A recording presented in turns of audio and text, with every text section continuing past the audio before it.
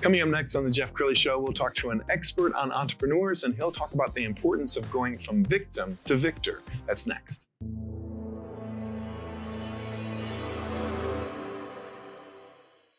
Many are predicting that the worst is yet to come, which is unfortunate, said one person here.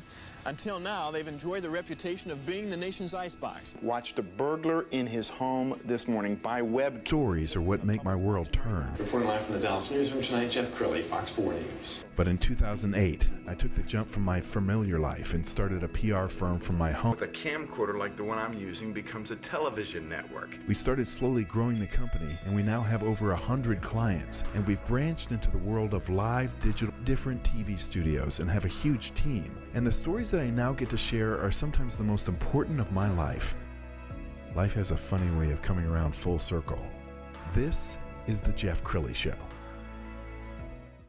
Okay, I'm an entrepreneur, and I got to tell you, as an entrepreneur, sometimes it's a lonely life. You're the boss, and there are stories that you can't tell to employees, or stories that you might not even be able to tell to your wife. It's important to have a peer group around you to help you and find blind spots and be really your transparency experts. So to talk about that today, Robert J. Hunt, he's with Renaissance Executive Forums, Dallas. Thank you for coming on the show. Thanks for having me.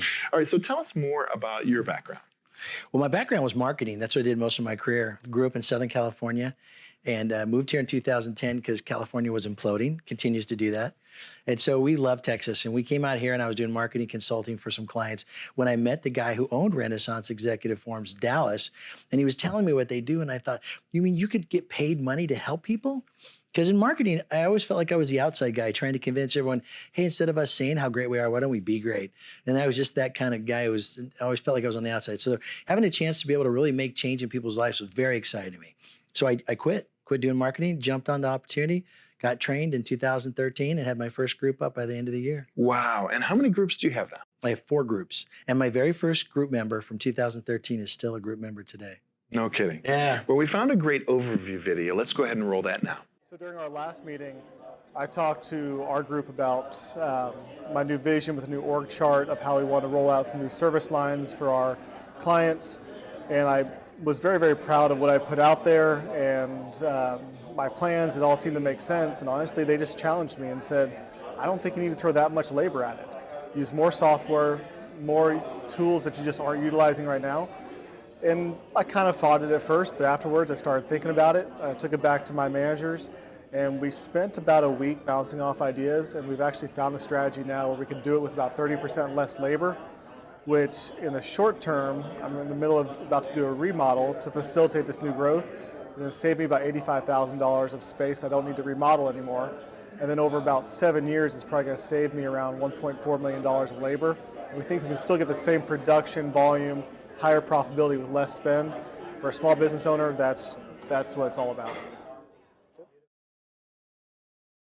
Wow, it's an amazing organization, and it really does change lives, and I think it probably helps change the trajectory of their course with their company. It does, because I think it really always starts with you as a leader. If you're having troubles in your marriage and your mind is overwhelmed with things and you're not together as a human being, it's awfully hard to lead a bunch of employees. And I want people to have a full life where they enjoy the journey they're on today. We spend too much time thinking, it'll get good when I have this. It'll get better when I do this. Well, it could get good right now if you'd be willing to make some changes that are hard, but you have people who have your back. That's why we come together as a group. There's power in having all those people come together and work through the challenges of leadership, work through the emotion of things, and have a group of people who care about you and push you along. Well, you're a big fan of accountability, and I know you're working on a book right now. I am. So tell us about the book. It's called Navigating the Climb to Victorious Life. It's the Peak Accountability is the name of the book. And we really want this mindset that people need to stop blaming everybody for everything. In the last year or so, it seems like everyone's mad at everybody for everything. You can't have a conversation about anything anymore because it turns into an argument. And so a lot of this blame that's going on is a misunderstanding of your role to be accountable for what goes on in your life.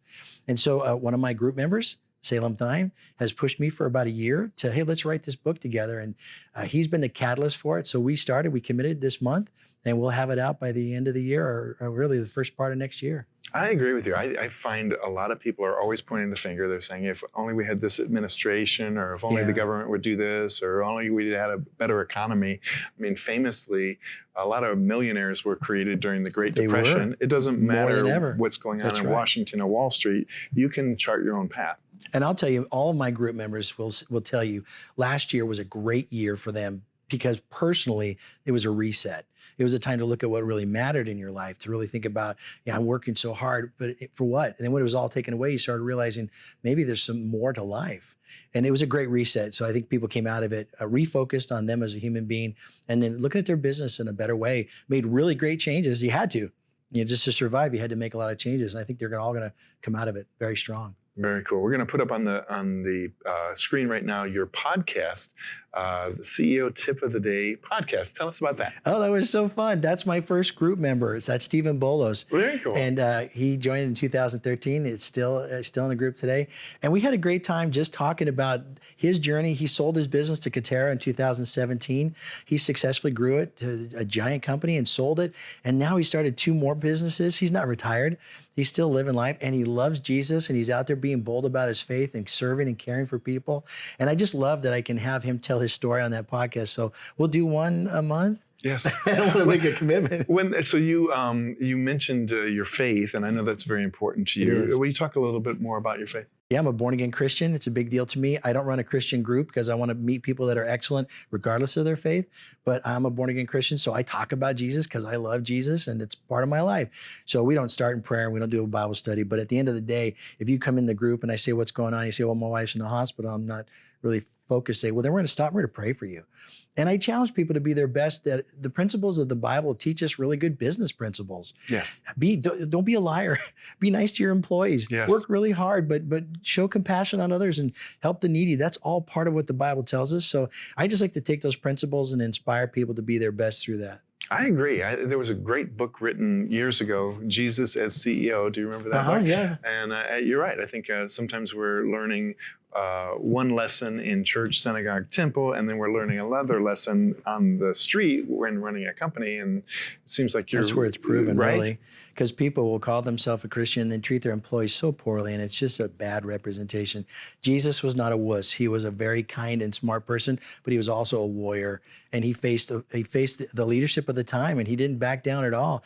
You as a leader of your company, you should be bold, and as the leader, you have the chance to do that, to change people's lives forever by the way you treat them and helping them grow and develop and care for them, and it still makes good business sense at the same time. Yes. We got about a minute left, so your camera's there on the right. For the entrepreneur who's thinking about getting into a peer group like yours, what would you say to them? This is only for people who want to get better. If you've got everything together and you're doing great, you don't need a peer group, because that either means you really are doing great, which a lot of people are, or you don't realize that you have issues you want to get better at.